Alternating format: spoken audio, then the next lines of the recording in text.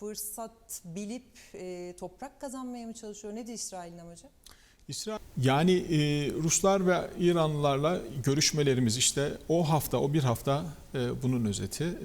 Onlar artık anladılar. Yani bizlerle İran Dışişleri Bakanı geldi. Sonra Doha'da hem Ruslarla hem İranlarla bir araya geldik. Ve bazı konuları konuştuk. Yani burada her şeyi konuşmak istemiyorum. Ama bir noktadan sonra onlar da artık telefon ettiler. O akşam da Esad gitti. Yani o anlamda Halep'ten başlayıp Şam'da biten yürüyüşün muhaliflerin bu kadar kısa sürede olmasının...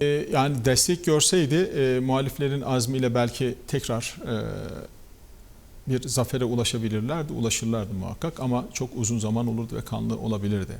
Ama Ruslar ve İranlar baktılar bir anlamı yok bunun artık. Onu çok net söyledik. Bir anlamı yok. Yani hem üstüne yatırım yaptıkları adam yatırım yapılacak bir adam değil. Hem de bölgedeki şartlar artık eski şartlar değil. Küresel şartlar eski şartlar değil.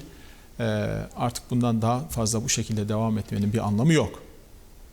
Daha fazla zararın bir tarafından dönmeleri gerekiyordu. Daha fazla insan öldürmenin, sivil yerleşim yeri bombalamanın anlamı yoktu.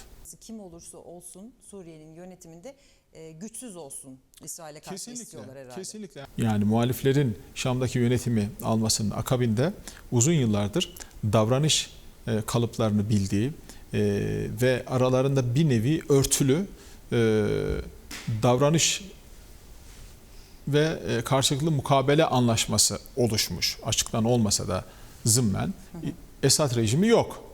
Dolayısıyla Esad rejiminin elindeki kabiliyetlerin ne olduğunu yıllardır İsrail biliyordu ve bu kabiliyetler hiçbir zaman için saldırı maksatlı kullanılmadı İsrail'e karşı.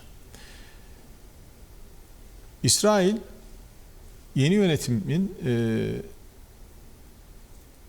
durduğu yerden emin olmadığı için ilk başta ne kadar bu karmaşıklık içerisinde elinde imkan ve kabiliyet varsa yok etmek için bir strateji geliştirdi. Bence bu strateji çok tehlikeli bir strateji. Bu strateji büyük bir provokasyona yol açabilir.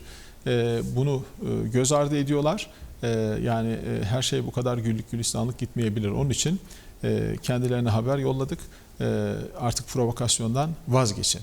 Yani Suriye yönetiminin kontrolü altında bulunan yerleri bombalamaktan vazgeçin.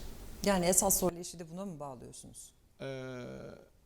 Bir defa YPG'nin elimine edilmesi, ortadan kaldırılması bizim stratejik hedefimiz. Yani ya bunlar kendi kendilerini feshederler ya feshedilirler. Yani yok olurlar. Şimdi burada tabii belli parametreler var. O parametreleri belki ifade etmek faydalı olur diye düşünüyorum.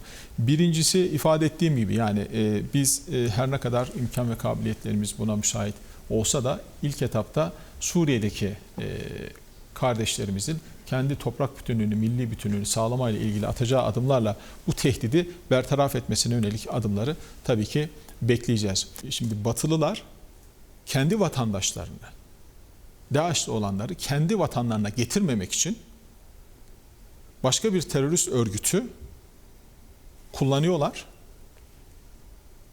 Gardiyan olarak. Yani PKK'ya verilen rol gardiyan rolü. PKK şu ana kadar aldığı desteği gardiyanlıktan ötürü aldı. Bu gardiyan rolünü alıp yani buradakini tutuyorlar ve bunun bölgeye ve bize ürettiği maliyeti hiçbir zaman için umursamıyorlardı. Şimdi biz bunu çok açığa koyduk. Net söyledik. Şimdi bu strateji tabii iflas edince yapmaları gereken bir defa özellikle Avrupalı devletlerin kendi DAEŞ'çuklarını alıp götürmeleri lazım. Amerikan mahkemeleri yıllarca kamuoyu baskısıyla bu işin peşinden koştu.